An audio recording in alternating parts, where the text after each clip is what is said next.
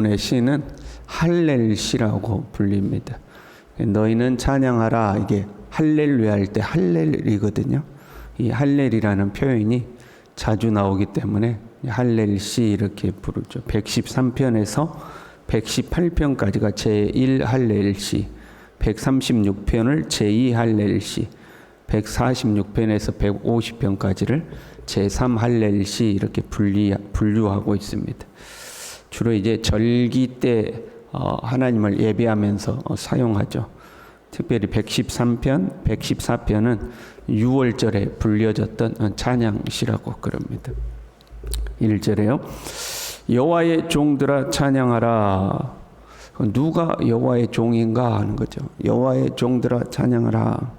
종이란 낮은 신분을 가리키죠. 사실 우리가 너는 종이야 그러면 불쾌하죠. 우리나라는 종이라고 안 하고 종놈이라고, 종놈, 불쾌한 표현입니다.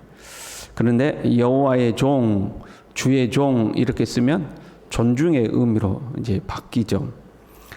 많은 경우 이제 구약식 성경에는요, 이제 레위인들이나 제사장을 지칭하는 말들이었습니다. 자신의 생계를 위해서 농경이나 목축 이런 일을 하지 않고 오직 하나님을 예배하는 일에만 전념했던 사람들, 레위인과 제사장들이죠. 이들을 여호와의 종 이렇게 불렀습니다. 지금 우리 시대에는 주로 목회자들을 주의 종 이렇게 부르기도 하죠. 그러나 예수 그리스도를 구주로 영접한 모든 사람들은 그리스도의 종이죠. 저희의 종노릇하다가 예수 그리스도의 대속의 은혜를 입고 우리가 이제 그리스도의 종이 된 겁니다. 종이라는 것은 주인이 있다는 걸 말하는 거잖아요.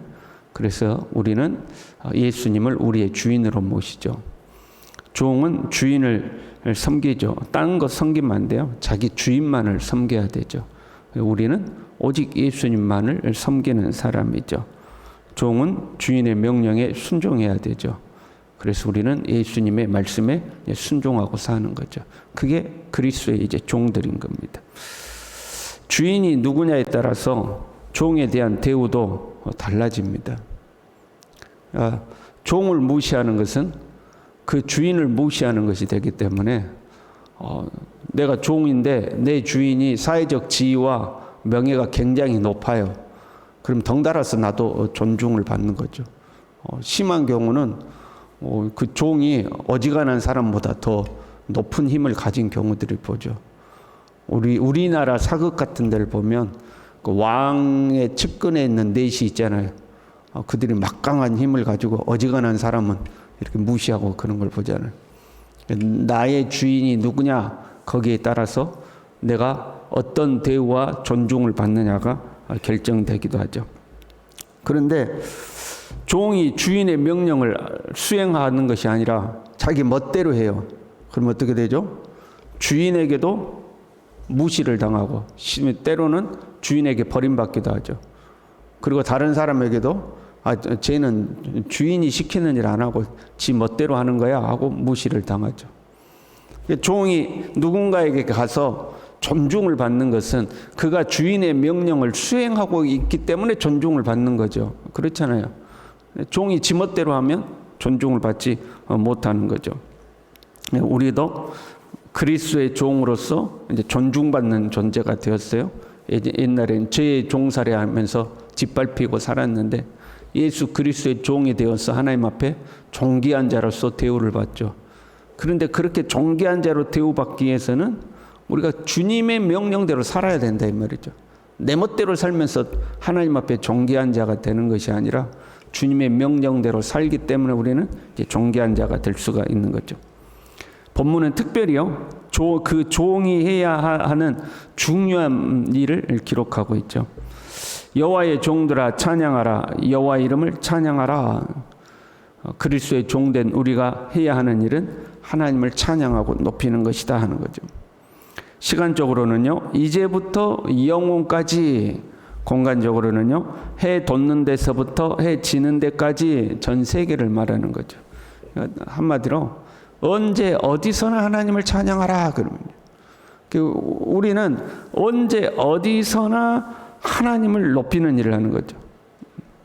우리가 해야 할 일은 우리의 전 생애를 통해서, 이제부터 영원까지니까요. 전 생애를 통해서 어디에서 무슨 일을 하든지 간에 해 뜨는 데서부터 해 지는 데까지 하나님을 찬양하는 것, 그게 우리가 해야 할 일이죠. 우리의 입술로 노래를 불러서 하나님을 찬양하든지, 아니면 우리의 입술로 우리 하나님은 위대하신 분입니다, 영광을 돌리면서 하나님을 찬양하든지, 아니면 우리의 삶의 모든 행위를 통해서 하나님을 찬양하든지, 우리가 해야 하는 일은 하나님을 높이고 찬양하는 일이 다 하는 거죠. 간혹 보면 그런 사람들 있잖아요. 자기가 직장을 다니는데 자기 직장 사장님 흉보고 다니는 경우 있죠. 내가 거기서 일해서 내가 거기서 돈을 버는데 어딜 가면 자꾸 이제 흉보는 거죠. 여러분 그러잖아요. 우리가 어딜 가면 자기보다 더 높은 사람을 대해서 막 뒷담화를 하는 거죠. 종들도 이제 가끔 그런 종들이 나오는 거죠. 그 집에서 밥 빌어 먹고 살고 있는데 어디 가면 우리 주인은 나쁜 놈이고 우리 주인은 어디고 저렇고 이제 흉보는 이제 종들이 있는 거죠. 자칫 잘못하면 우리가 그렇게 된다는 거죠. 교회는 다니고 신앙생활을 하면서 어디 가면 하나님의 집과 하나님의 교회와 하나님의 일들에 대해서 흉보고 다니는 사람들이 있죠. 그건 이상한 종인 거죠. 종이 해야 되는 일은 하나님을 찬양하고 높이는 거 다 하는 거죠. 이제부터 영원까지 해 뜨는 데서부터 해 지는 데까지 우리가 해야 되는 것은 하나님을 높이고 찬양하는 거 다 하는 거죠. 하나님은 찬양받기에 합당하신 분이에요. 5절에요. 여호와 우리 하나님과 같은 이가 누구리요? 하나님과 같은 분은 없다 하고 찬양하는 것. 그 하나님 어떤 분이냐? 높은 곳에 앉으셨으나 스스로 낮추사. 하나님은 겸손하신 분이다. 그런 의미에서 스스로 낮추사. 그런 의미도 조금 있는데 조금 다른 의미예요. 7절에요. 가난한 자를 먼지 더미에서 일으키시며 궁핍한 자를 거름 더미에서 들어세워 지도자들 곧 그의 백성의 지도자들과 함께 세우시는 분이다. 하나님은 당대 고대 군동이죠. 고대 군동의 군주들 또는 높은 자리에 앉아 있는 자들에게 있어서 가난한 자들이란 경멸과 무시와 착취의 대상이었다고 그래요. 그런 거 있잖아요. 야, 더러, 쟤 나한테 가까이 오지 말라고 그래. 이런 거 있잖아요. 내가 지나가는데 가난한 사람이 가까이, 야, 가까이 오지 마라 그래. 병균 올바, 막 그러면서 못 오게 하는 거 있잖아요. 그 당시에는 그런 생각을 가진 거죠. 자기들의 부와 권력은 자기들이 신에게 인정을 받았기 때문에 신이 나에게 허락해 준 거고, 가난한 자들은 신에게 인정받지 못했기 때문에 신도 저들을 버렸기 때문에 가난하고 천박하게 산다는 거죠. 그래서 무시해도 괜찮은 거죠. 그런데 우리 하나님은요, 그 가난한 자를 돌아보시고 그들을 이렇게 세워주셨다 하는 거죠. 그런 의미에서 하나님은 스스로를 낮추신 분이다, 그런 말이에요. 우리의 경우에서 생각해 보면 왕이 이렇게 행차를 하면 다 가마를 타고 가든지 말을 타고 가든지 가는 거 아니에요? 가다가 길가에 이 가난한 사람, 구걸하는 자를 보고 왕의 가마에서 내려와서 그 가난한 자를 찾아가 그를 일으켜 세워줬다, 이제 그런 의미가 되죠. 그런 의미에서 스스로를 낮췄다, 그런 의미가 되는 거죠. 또 9절에요. 또 임신하지 못하던 여자를 집에 살게 하사 자녀들을 즐겁게 하는 어머니가 되게 하시는도다. 당대에 임신하지 못한 것은 수치였고 저주를 받은 거였어요. 그래서 집안에서 멸시당하고 천대받았고 심지어는 쫓겨나기도 했죠. 임신하지 못한 여자다 하는 것은 이 인정받지 못하고 천대받고 쫓겨 다닐 수밖에 없는 그런 사람을 어떻게 했다? 집에서 쫓아내는 게 아니라 오히려 집에서 살게 해주고 그 문제를 해결해 줬다는 거죠. 하나님은 그들을 돌아보신다, 돌보신다 하는 거죠. 그래서 찬양받기에 합당하시다. 우리 하나님과 같은 분이 어디 있느냐 하는 거죠. 사실 우리가 가난한 자죠. 우리가 임신하지 못한 여자와 같은 사람들이죠. 죄와 사망의 권세에 끌려다니다가 영원한 저주 아래 살아야 되는 저 밑바닥 인생이죠. 그런 우리를 위해서 예수님이 하늘 보좌에서 이 땅에 내려오셔서 우리를 이렇게 세워주신 거죠. 우리를 왕 같은 제사장으로 세우시고 열국의 아비라 불렸던 아브라함의 영적 후손이 되도록 해주신 거예요. 임신하지 못한 여자와 같은 우리가 열국의 아비 되었던 아브라함의 후손이 되도록 하신 거죠. 임신하지 못했던 사라가 그 아이를 젖을 먹이면서 기뻐했던 것처럼 우리도 그러한 기쁨을 누릴 수 있는 하나님의 사람이 되게 하신 거죠. 이 하나님의 은혜를 입은 우리는 여호와 우리 하나님과 같은 이가 어디 있느냐, 그 누가 우리 하나님 같으냐고 진심으로 하나님을 찬양한다 하는 거죠.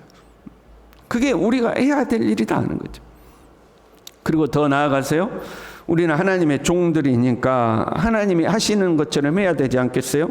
하나님께서 가난한 자들 돌아보시고 궁핍한 자를 일으켜 세워주시고 임신하지 못한 여자들, 무시당하고 천대받는 자들을 오히려 집에서 살 수 있게 해준 것처럼 우리도 그런 가난한 자들을 돌아보고 궁핍한 자들을 이렇게 세워주고 무시당한 자들을 오히려 존중해주는 그런 삶을 살아야 된다는 거죠. 왜? 주님의 종들이니까 주님이 하시는 일을 우리도 해야 되는 거죠.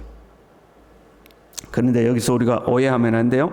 가난한 자들을 돌아보고 천대받은 자들을 돌아본다고 해서 이 세상에 존재하는 모든 가난한 자들을 우리가 책임져야 된다, 그런 의미는 아니에요. 예수님도 가난한 사람은 너희와 항상 함께 있을 것이다 그랬죠. 진정으로 가난하고 진정으로 비참한 사람은, 진정으로 저주 아래 있는 사람은 물질적 가난, 그것도 힘든 일이지만 그것보다도 죄와 사망의 권세 아래 있는 사람이 진실로 가난한 자요, 진실로 저주받은 자죠. 우리가 원래 그런 사람이었잖아요. 그런 우리를 예수님께서 하늘 보좌를 버리고 이 땅에 내려오셔서 우리를 대속하시고 구원하신 거잖아요.